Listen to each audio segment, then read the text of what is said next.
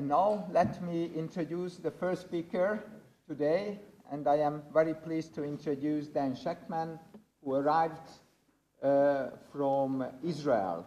And I will show also today during the other laudation that the start, where you start your career, actually is very important, and especially in childhood. So Dan's grandparents actually were also very active, and they came from different parts actually of the world together. And after, what changed definitely Dan's life was actually when his grandfather bought a magnifying glass to him. And he immediately felt in love what he saw during this magnifying glasses. He tried to understand the world and tried to understand the nature, how it looks like. So it was not a question after this gift from his grandfather that he will continue his journey actually in science. However, of course, dreaming big is very important. And he also liked very much different books to read. And he got really, really inspirations from them. And from the very beginning, he actually enjoyed very much Cyrus Smith, a railroad engineer in a mysterious island. So he decided that he would like to discover many new things. But of course, besides the dreams, he continued his education, and also he had a technion in Haifa, which actually a university, and where Albert Einstein played a key role in its early development, helped shape Shechtman's academic path. So he finished the bachelor and the master degree, and after the PhD as well. And he did really, really major change in the understanding of crystals, because at that time, before his research, plenty of X-ray crystalloid researchers were around, and all of them believed that actually these kind of crystals coming from atomic part, and they show the same kind of ordered pattern. However, his brilliant research in electron microscopy, he really loved and loves very much, showed very elegantly that there are crystal structures that are mathematically regular, but that do not repeat themselves, and they are called quasi-crystals. And of course, many of them, and many of you, plenty of times are rejected your ideas, and we are plenty of times rejected even by papers. But for example, after his discovery, Linus Pauling, who actually had 2 Nobel Prizes in his life, he received the Nobel Prize in chemistry and also the Peace Nobel Prize. Actually, he denied his discoveries, and later on he said that he has to leave the group as well, so, and he had to show actually that he is right. And it was not a question in time, because of course what is very good in science, that finally it will turn out who is right. And he was very much right, and even in 2009, in naturally occurring quasi-crystals were discovered, so it's not surprising that in 2011 he received the Nobel Prize for that. So here we are also to bring the scientific knowledge for society benefits. And if I look at actually his discovery, no, I am 100% sure that there is no one in the room who is not using in their daily work or daily time the crystals actually he discovered. Either you are in a kitchen and you would like to, you are a chef and you would like to cook something, or you are actually inside your bathroom, or you are actually treating patients. So he is not only very active in science, but he was also very active to try to show that science has a power, and he went for a presidency in Israel. And unfortunately, and it would have been really brilliant if he would have been elected, but at that time he didn't get the majority of the vote for his discovery. He is currently taking positions also in Israel and also in US, and I can't even count how many prizes he received. But of course, to become a scientist, you need programs. and he was not only involved in lab, but he used actually his Nobel Prize power, which means that much more people actually believes what he is saying. He established a program, and it was amazing to learn yesterday that they started actually this program not at high school like we start, but at kindergarten. So I think in Hungary we are a little bit late now, but it's still we enjoy the program to start it. However, whenever I ask Danny what is the most important part of his life, the next slide comes up, actually the family, and he is very, very proud of having a 100% success in the family, which means 12 grandchildren, 4 children, and 1 wife. So if we go for the wisdom for the young, the main lesson that he learned over time is that a good scientist is a humble and listening scientist, and not one that is sure 100% in what he reads in the textbook. So we consider it a great honor and a true privilege to welcome Dan Shechtman at Semmelweis University. And thank you, Danny, for your very valuable time coming over to Hungary, and we can't wait to listen your talk. Thank you, Dan, for coming here.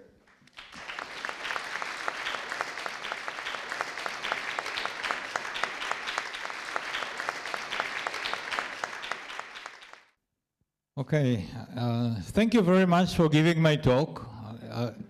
And I have almost nothing to say now, but I will try. So many things you have heard, I will repeat. I want to start by saying a few words about science, since you are all interested in science. Science and technology progress 2 ways. One way is evolution, another way is revolution. Evolution, we can predict. We can predict that all cars will be electric. We can predict that we will be able to cure in your lifetime most of the cancer diseases. And we can predict many other things because we see that it is coming and it already started. But revolutions, you cannot predict. And the people who create the revolutions sit in front of you. These are the Nobel laureates and people who receive other prizes than the Nobel. And this is in many cases unexpected. And usually it starts a new field in science and therefore progress. So I was born in 1941 in Tel Aviv. That means that I'm 84 years old. And I did my elementary school in a town called Ramat Gan and high school in Petah Tikva. These are towns near Tel Aviv. 1957, I started my military service, 2.5 years. Now everybody does it for 3 years. 1962, I started my bachelor's in mechanical engineering. And then 1966, I did my master's in material science at the Technion, my university. 68, PhD in material science, and 1972, I went for a postdoc. And I did my postdoc in the United States in Ohio. In 1975, they offered me a position at the Technion to come back to the Technion. The lowest degree, which is a lecturer. I said, fine, no problem, I start low. And then in 1981, during my first sabbatical at NBS, on April 8, 1982, I discovered the quasi-periodic crystal. And guess what day is today? April 8. This is the day.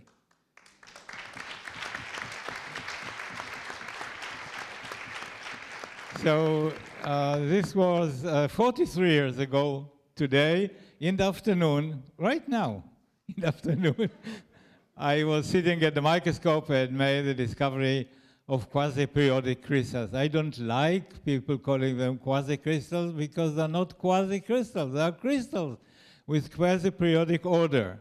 So I call them quasi-periodic crystals. This is my grandfather. He came to Israel in 1906 as a pioneer, and he is the man that affected my life most because he taught me several things. First of all, he knew something about science, the basics of science. But I was 6 years old, so everything basic was new to me. And he introduced me to different fields of science. This was one thing.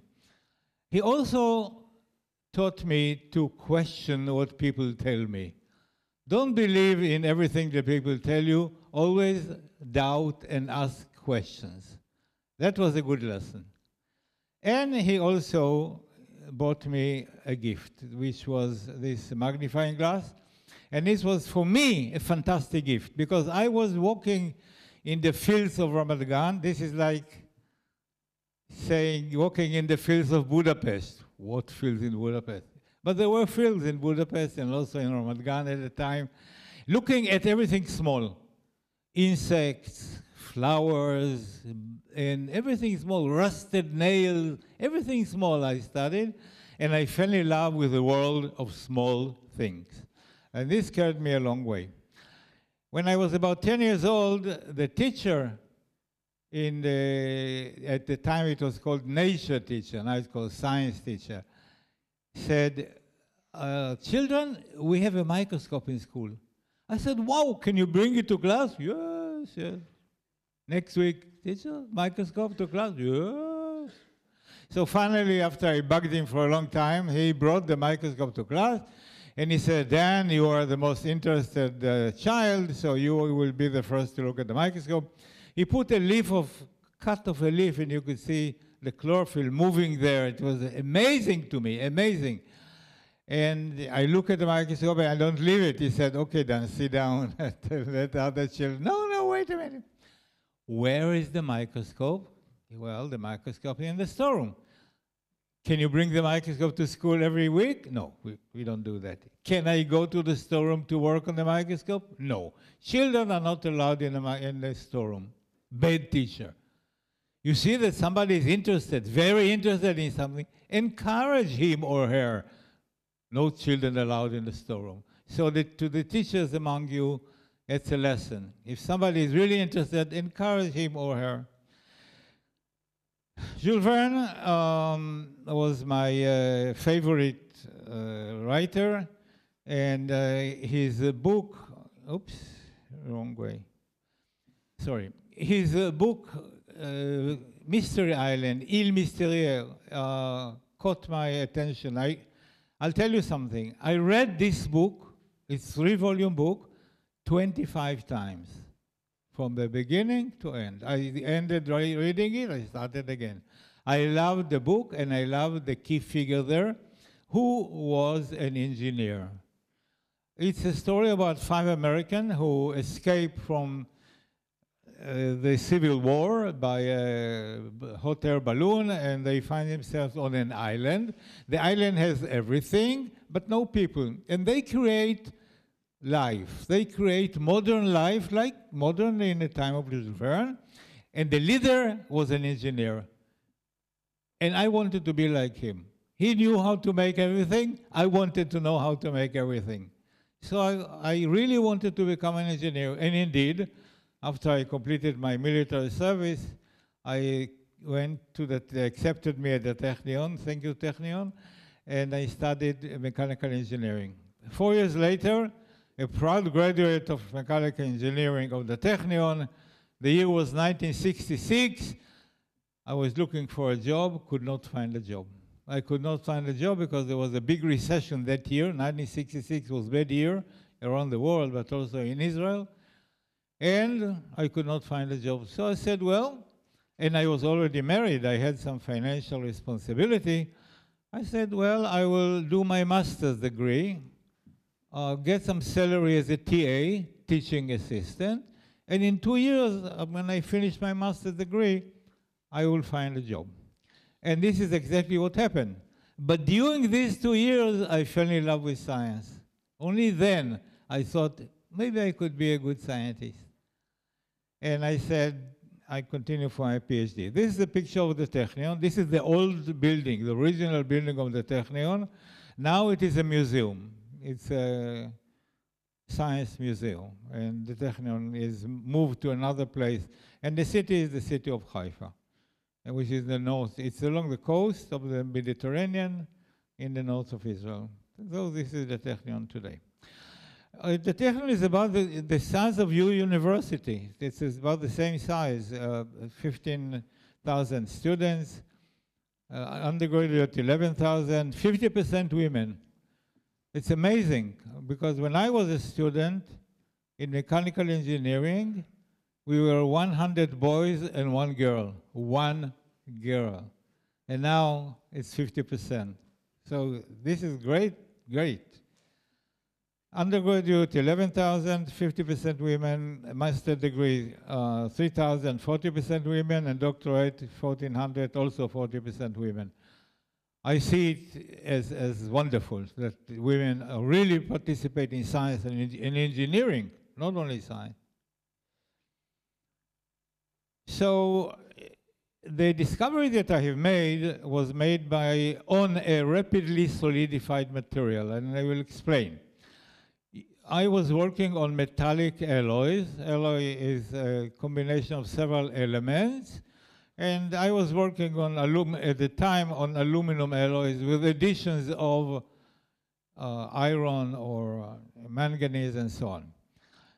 And when I finished my postdoc, I was looking for a position in Israel, and the year was 1975, and I could not find a job. No university in Israel offered me a job. And the boss in my laboratory in the United States, where I did my postdoc, said, well, if you don't have a job in Israel, I'll make you the head of the group, and stay here. You'll get a nice salary, and stay with us. And I said, okay, I don't have any other choice, I accept. And it was a very good laboratory, by the way. To be the head of the laboratory at that young age was wonderful. The boss says, where will you take the group?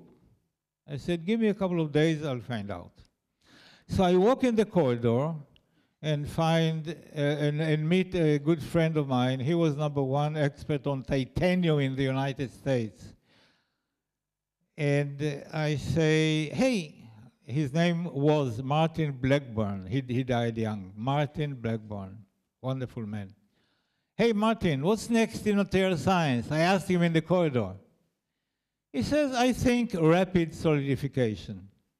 You take a molten material, molten alloy, and instead of cooling it slowly by pouring it into some kind of vessel, you cool it very rapidly by different techniques, and then you can get much better properties, mainly better mechanical properties. So I go to the big boss and say, I take the group to rapid solidification. Boss says, good idea. It's really up-and-coming subject. It is just starting. Very good idea. Go ahead. A week later, I received a fax from the Technion. A fax was a long sheet of paper running like so, and the fax said, you want a job? Come to the Technion. So I left the United States and started my job at the Technion. And what do I do at the Technion? I make a laboratory for rapidly solidified materials, what I plan to do in the United States. While in my postdoc, I came to do my postdoc at NBS, National Bureau of Standards. This is in Maryland, wonderful government laboratory. And I made, in order to sponsor my stay there, I made a proposal to DARPA. DARPA is the military support for civilian projects, let's call it this way. But they also do other things which are more military. But they supported my research, which is unclassified, by no means classified. And the subject was to develop for aerospace applications new alloys or basis for new alloys based on aluminum and transition metal. Transition metal is like iron and manganese and so on. So I went there to NBS and I started to prepare a series of rapidly solidified alloys. Aluminum, 1% manganese, aluminum, 2%, 5%, 10%, 15%, and on and on. Okay.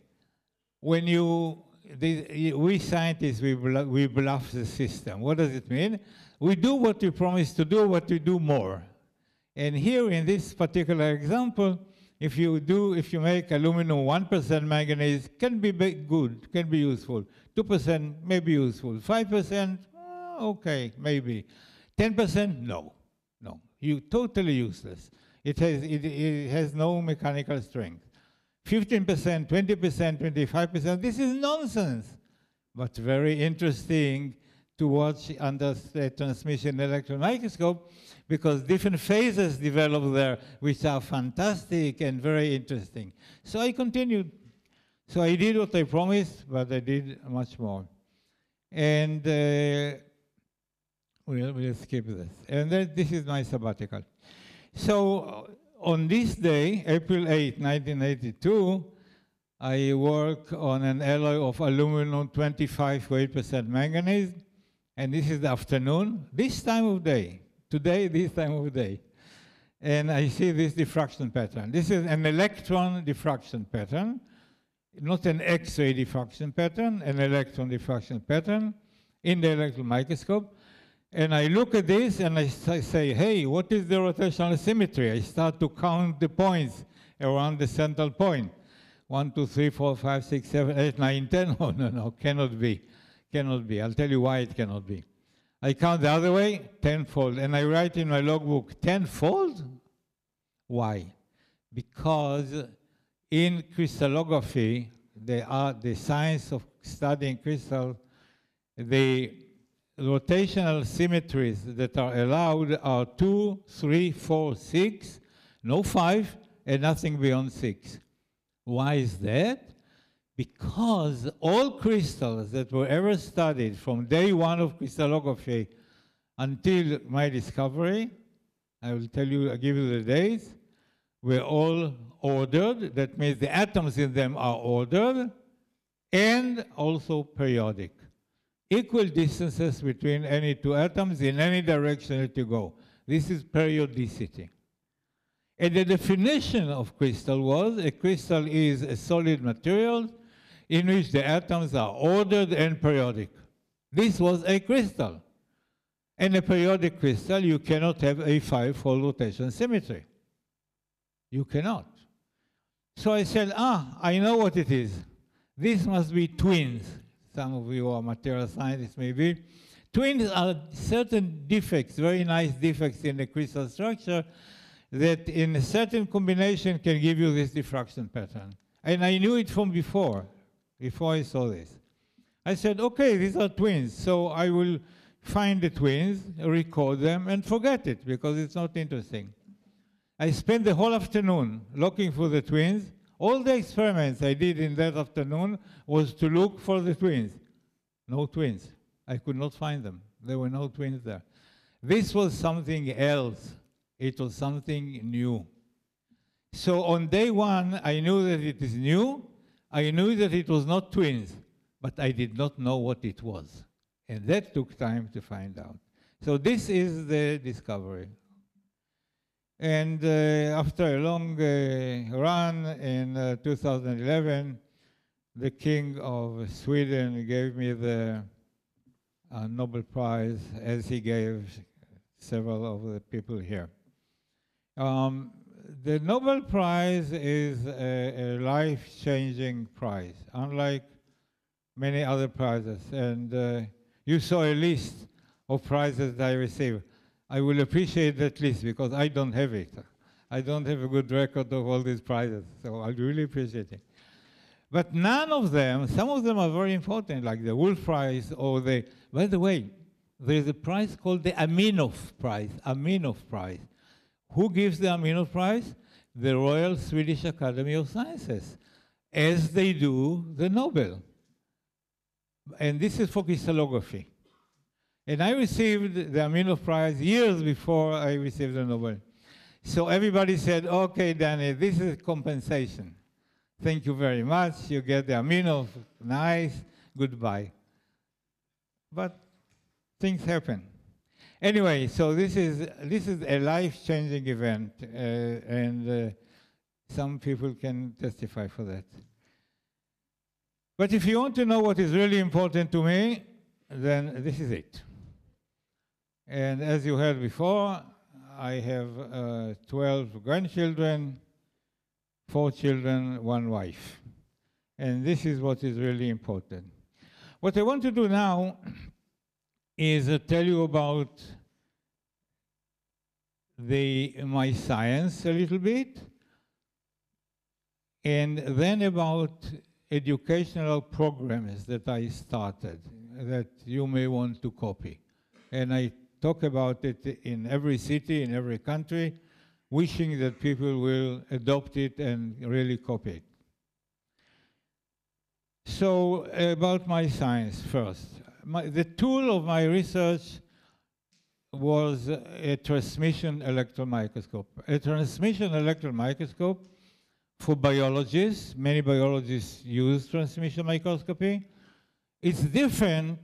The machine is the same, but the technique is totally different to study crystallography. The science of crystallography started in 1912 by a German scientist named von Laue, who performed the first X-ray diffraction experiment.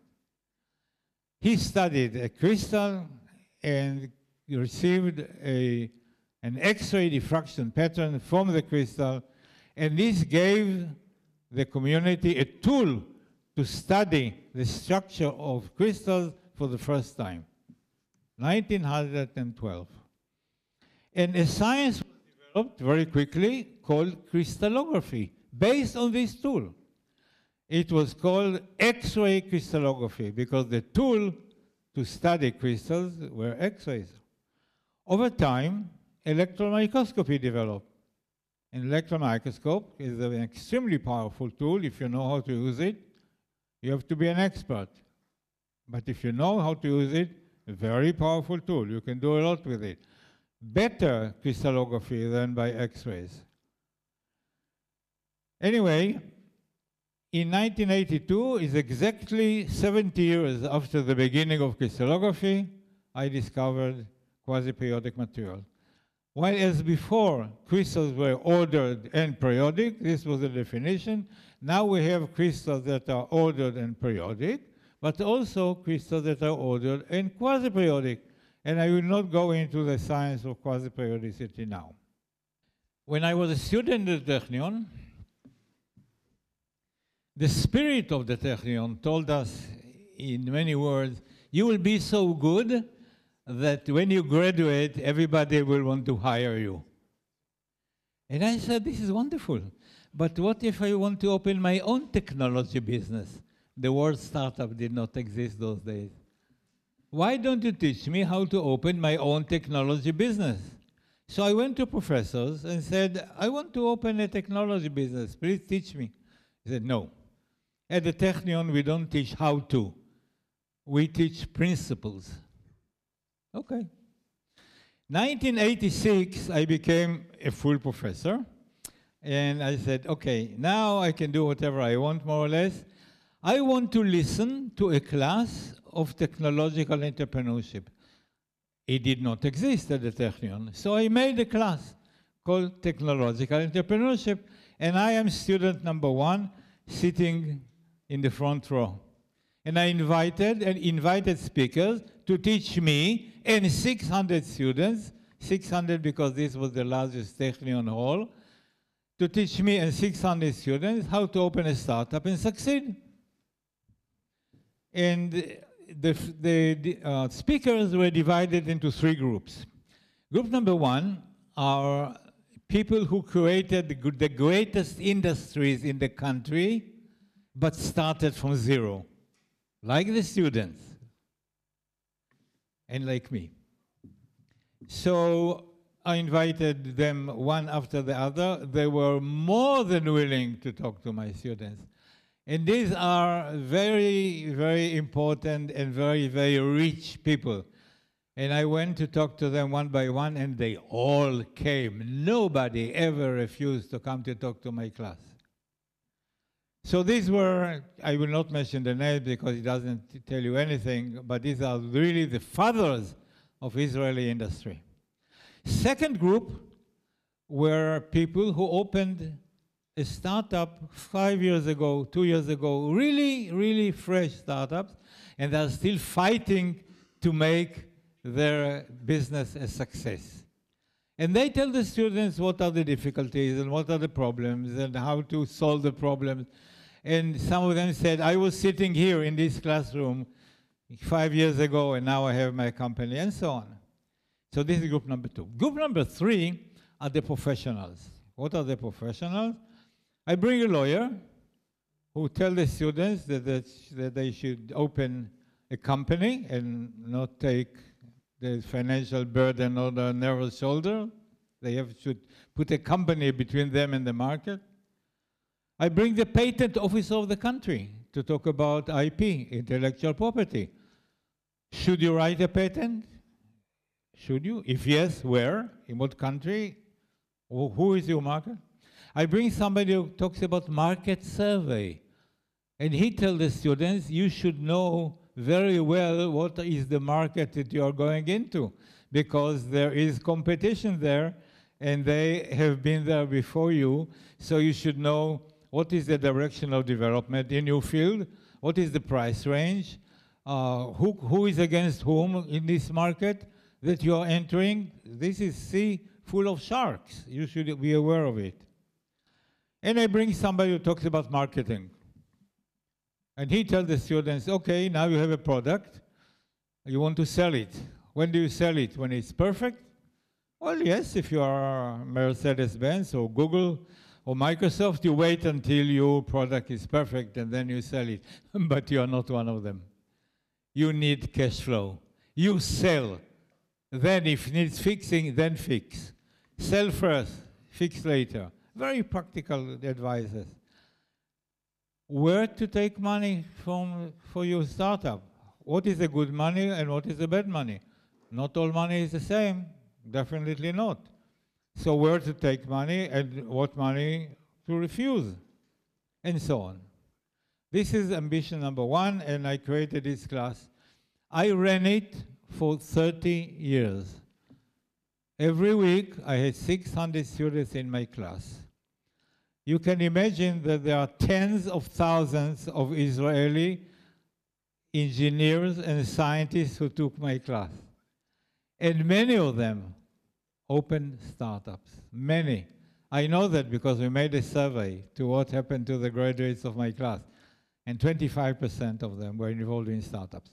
Ambition number 1. Ambition number 2 started also with a story. I was interviewed in 2012. This is a month or so after the Nobel Prize. And they interviewed me on the radio, and it was outside in the sun, and the lady interviewed me for the radio, and it was live. So she asked me, what's your opinion about engineering and science in Israel? And I said, every country needs more engineers and scientists. The more, the better. As many as we can get, it's better. She says, yes, but the young generation, as you just heard before, don't want to study engineering and science. They want to become lawyers and accountants, and they want to make money. How do you convince young people to want to become engineers and scientists? And I say to her, start teaching science early. End of interview. The mayor of Haifa heard the interview live in his car. As soon as it's over, he calls me. We are friends. Hey, Danny, he says, you said early science education. How early? I said, teach science in kindergartens, real science. He said, will you do it in Haifa, our town? I said, Mayor, do you pay? He said, I will pay. Not for me, for the project. And we started a program to teach science in kindergartens. We started with 60 kindergartens. The kindergarten teacher received a book, not a booklet, a book of lessons, lesson number 1, lesson number 2, that we prepared for them, and they were instructed by the team of the museum, of the Science Museum, the building of which I showed before. There is a big team there, they instructed. The program goes on till today. It continues with the same number. But the cherry on the cake is a special building, which is a science kindergarten in Haifa. What does it mean, science kindergarten? It's a beautiful building, beautiful yard. It has 3 groups, 30 young people, and 3 kindergarten teachers. And it's very nice, except for the fact that it also has a laboratory. And when you enter the laboratory, you say, nice university chemical laboratory, very nice. But no, there is a round table, and there are 10 children aged between 5 and 6, laboratory coats, very seriously performing experiments, and the teacher is a lady. She has masters in chemistry. She can teach high school. She teaches children real science. And at the end of the lesson, they take off the laboratory coats, they sit on a bench, and she makes sure that they understood what was going on. Tell me, what was experiment number 1? You tell me, why did we do it? What were the results? What did we get from it? Make sure that everybody understands. Okay, this is project number 2. Project number 3, I said to myself, okay, so I reach small audience in Haifa. How can I reach a higher audience, more people who will listen to science? I said, television. Television, everybody says television. So there was a channel at the time which was a national educational television channel.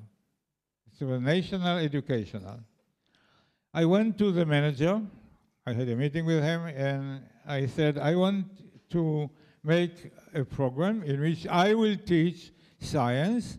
You will bring 3 children to the television set, and I will teach them science and communicate with them. I'll talk with them about science. It will be a conversation. He said, yes, let's do it. And they gave me great help. They also gave me a sort of laboratory assistant, a lady who is an actress, by the way, quite nice actress. She was my laboratory help, and I tell the science, and she tells the stories behind the science. So if we talk about Archimedes, I tell them about the law of Archimedes, and she tells them how he jumped out of the bathtub shouting, Eureka. So she did the colorful, and I did the science. I prepared 30 sessions. Each session was about half an hour, something like that. And then the television stopped me after 10 sessions. Why did they stop me? I'll tell you.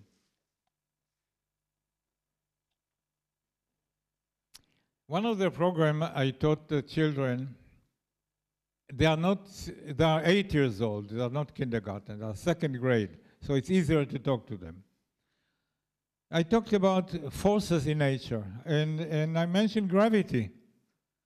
And we talked about gravity and what does it mean that a kilogram of tomatoes means that the earth is pulling this amount of tomato with a force of 1 kilogram. This is the meaning. And they understood it very well. One teacher in the country, lady, wrote me a letter. She said, you don't teach very well because when you talked about this subject, you did not mention math. And I said, hey, children age 8 do not need to know about math. When will they need it? When they know that the force is the mass time acceleration. But right now, they don't need to know it. But she also sent a copy to the television manager. He said, well, I don't know about you, you seem not to teach well, goodbye. And they stopped me after 10 sessions. Okay. All right, let us summarize. I talked to you a little bit about myself. I talked to you a little bit about my science, my tool, the electron microscope, which is an amazing tool. I mentioned my family. I will say two more words about my family. I mentioned that my wife is a professor in the Haifa University, now retired. All my children are highly educated. It means they are PhDs. 3 daughters, all in psychology, like my wife. And my little son, who is now 45 years old, my little son, is a professor at the Technion. And he is in the department of bioengineering, and he develops optical microscopy using programs that enable to overcome the diffraction limit and see things in better resolution. He is very successful, he collaborates around the world, and he's a friend of a few Nobel laureates who do exactly the same field. The time says 0. Thank you very much.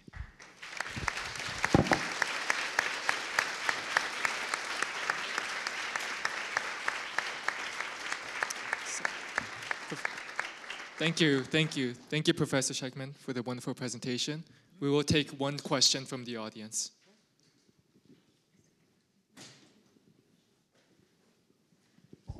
Any questions? Hi, Dr.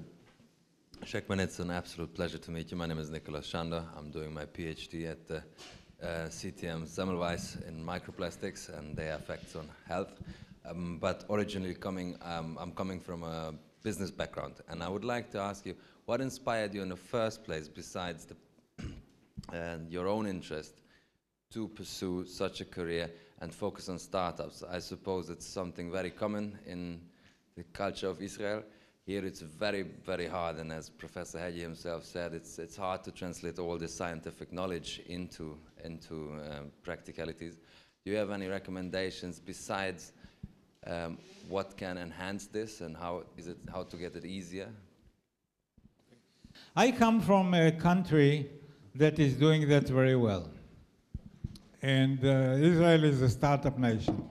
Everybody has a startup in his mind, and very many young people do that and succeed. And I'll tell you one amazing fact. Because of the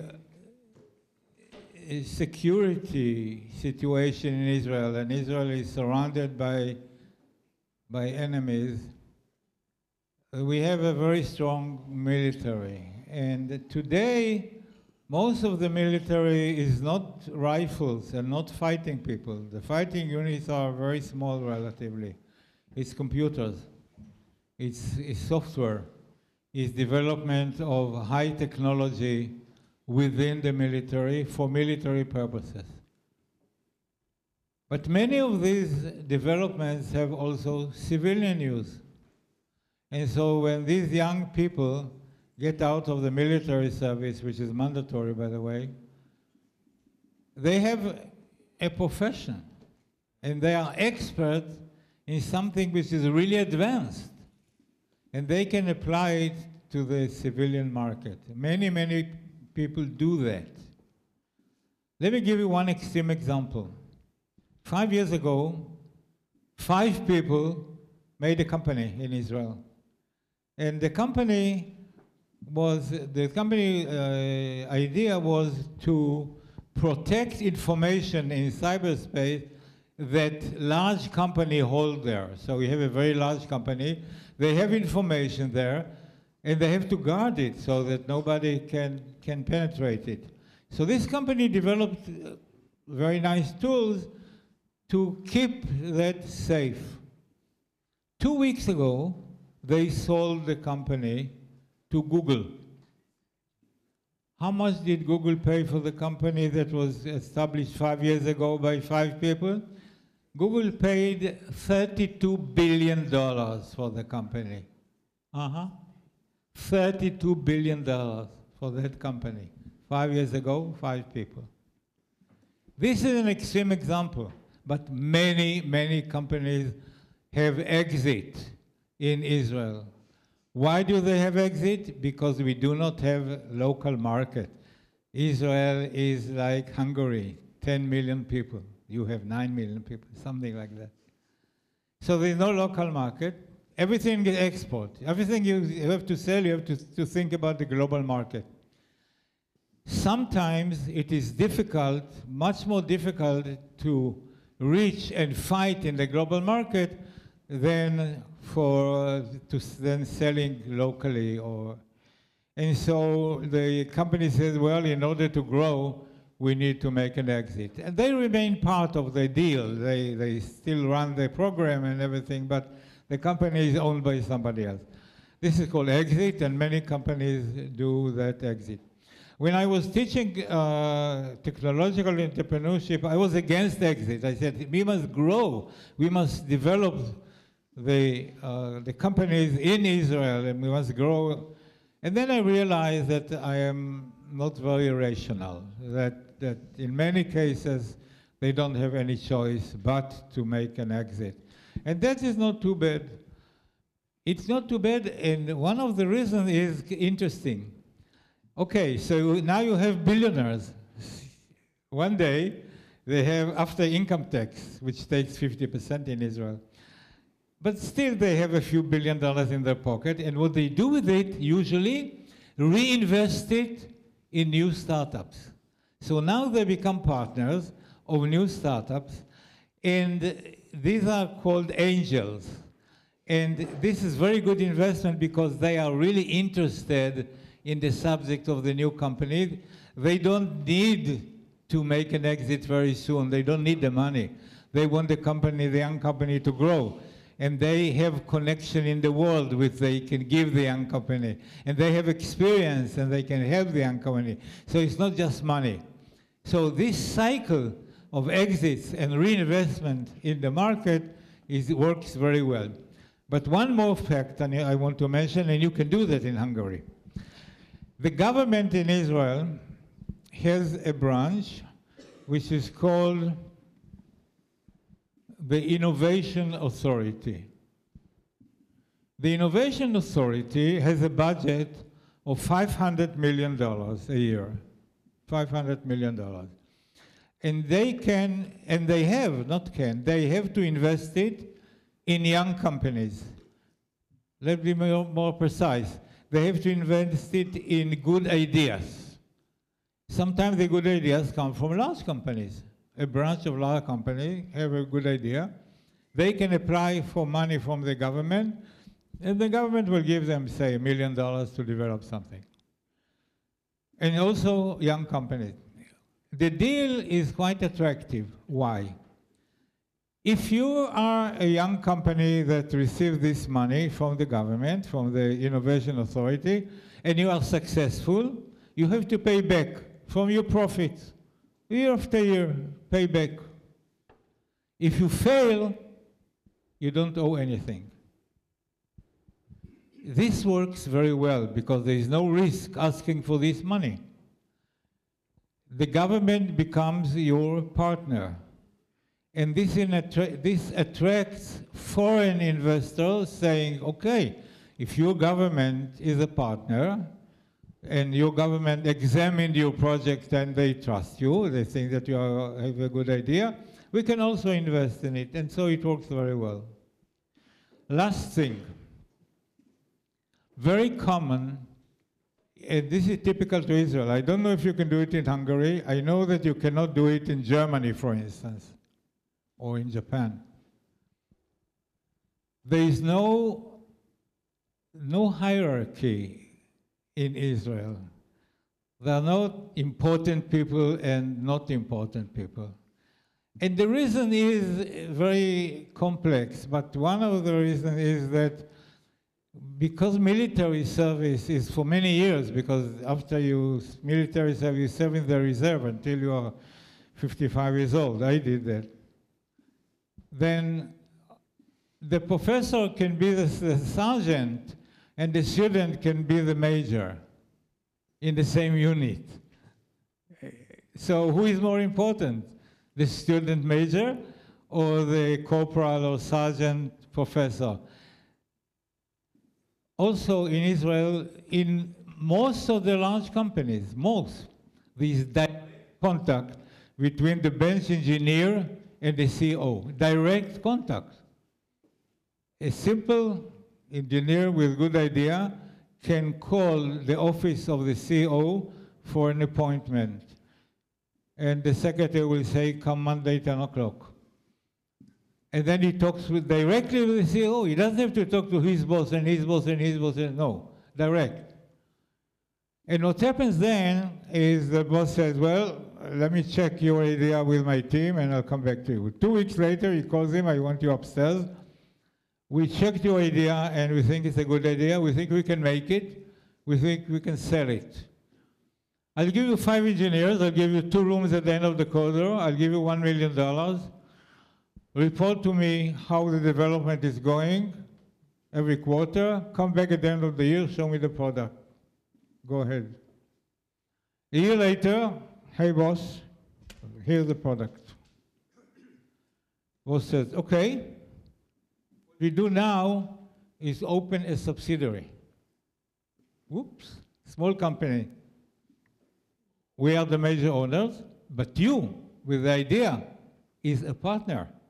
You get 20%, 15%, 30%, around that number. So, and they start a subsidiary. If you look at companies, large companies in Israel, many of them look like a spider web. There are many, many, many subsidiaries. But that's not all the story because, okay, this is the company with a subsidiary. Here's another company. We are also interested in that small unit that you are. So let's collaborate on that and create a nationwide web. This is thanks to direct communication. And the funny thing is, I know many CEOs of the largest companies in the country. And I asked them, is it true that a young engineer can call your secretary for an interview with you? And he says, why call my secretary? He can call me. He can call me. They have my cell phone number, okay? This is a totally different system than you can see in any other country. Direct communication, and it works very well. What happens in countries with hierarchy? Then the engineer talks to his boss. The boss has 10 engineers. He talks to his boss. He talks to his boss. By the time it gets to the CEO, nobody knows the name of the man with the idea. He knows that it came from that branch of the company. So why should you come up with good ideas? So this can be copied. Okay, thank you for your question, and that was a very long answer.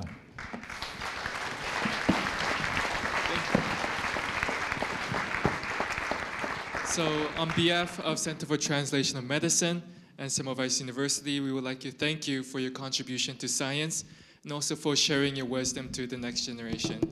And we would like to award you an award for an excellence and a certificate to commemorate this event. Thank you so much, Professor.